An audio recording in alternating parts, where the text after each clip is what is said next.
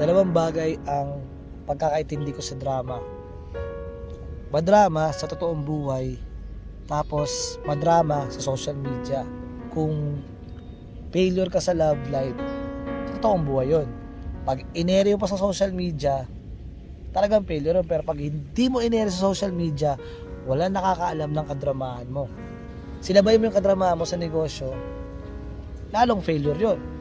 Kahit ba ako mahirap talaga ang isang bagay na acceptance.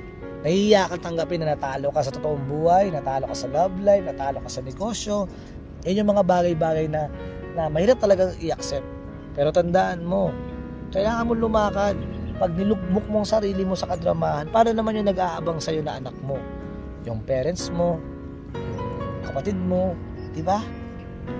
Kaya kung sasabihin mo na ako hindi tinatabla ng drama, madrama rin ako.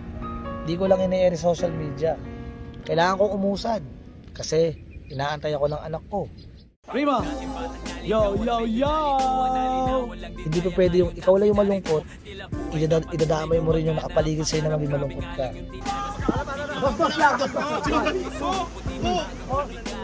Pwedeng umaray, pero hindi buong buhay mo, buong araw, linggo, buwan, hindi alak, hindi tropa, hindi babae, hindi lalaki ang solusyon sa problema mo. Alam mo ang solusyon? Kumakad ka, tapos magsimba ka.